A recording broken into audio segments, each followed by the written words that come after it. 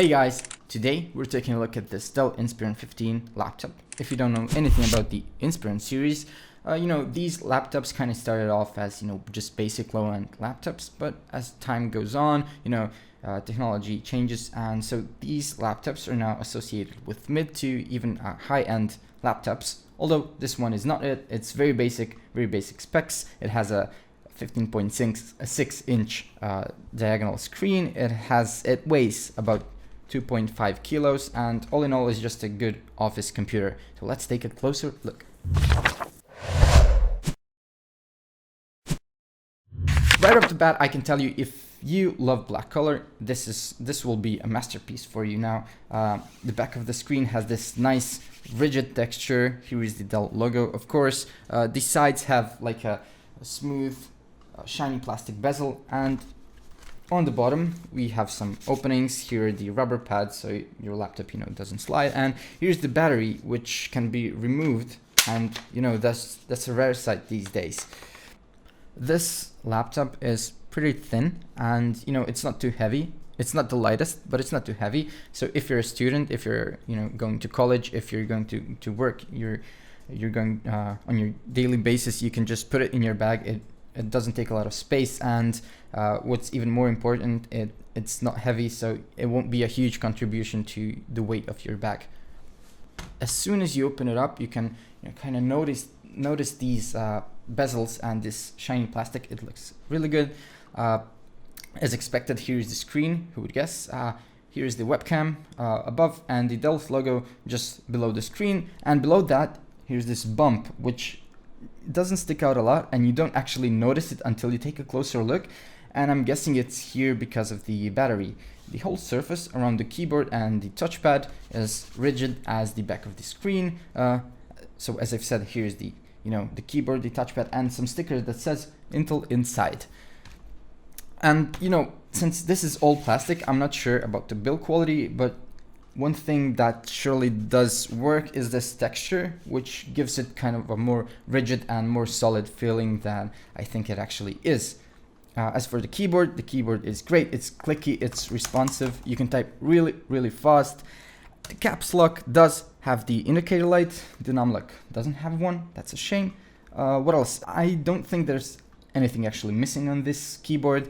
The only thing I would actually like if it were backlit, and if this enter was just a tad bit taller. If it weren't so slim, it's easy to miss it and to click this backslash just right above it. As for the touchpad, is the same story. It's very good, very responsive, fast. You can use it and just work for a longer periods of times. It supports multi-touch and all your gestures. You can scroll with the fingers and those sorts of stuff. So let me show you from the left. You have your power supply input. Here's the exhaust for the air to come out from cooling, right?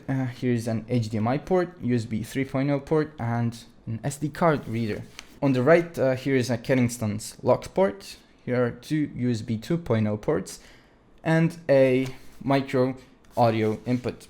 There's one thing I forgot to say. It doesn't have an Ethernet port, so you can't plug the internet cable in it. And usually, I don't really care about it because I don't actually need the internet cable on this. But with this particular, of course, because it doesn't have it, I needed it. Now, the thing happened that this laptop doesn't come with pre-installed drivers, and I didn't get any. So wireless didn't work on this laptop, and I couldn't log into my Windows 8 account, for which, I needed it to just kind of test the laptop out, right? And so I'm trying to connect to my Windows 8 account, and I need the internet, but I can't get the internet because I don't have the internet. I can't plug it in. The wireless doesn't work because it has no drivers, so I had to go to my own PC. I had to find and search for the drivers, download them, transfer them to a USB, and it was a hassle. It's no big deal, but it's just something that I think it could have been done better on their part. The laptop actually froze on me. So I turn it on, I go to turn on the webcam, and it froze on me. I'm sitting like this for 2 minutes waiting for the camera app to actually work. Here we go. Let's not forget to say that it supports Bluetooth. It has this OK webcam, which is, okay for video calls, Skype calls, and it has a built-in microphone. We can hear how it sounds. It's blah blah blah, pretty okay.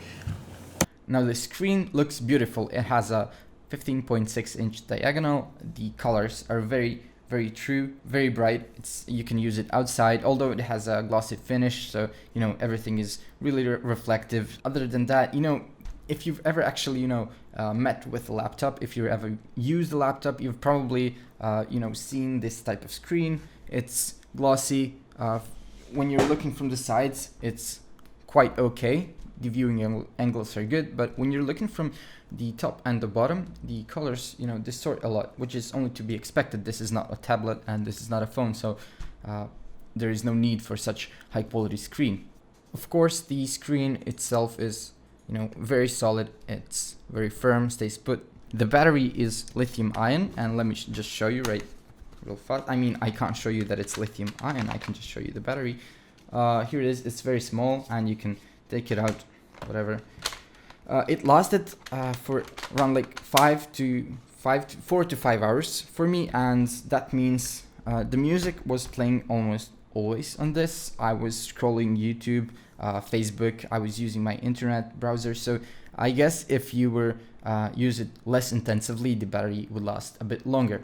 As for the specs, it has a built-in 4-core Intel Celeron processor, which ticks at 2.16 gigahertz. It has 4 gigabytes of RAM and hard disk drive of 500 gigabytes, which runs on 5,400 RPM.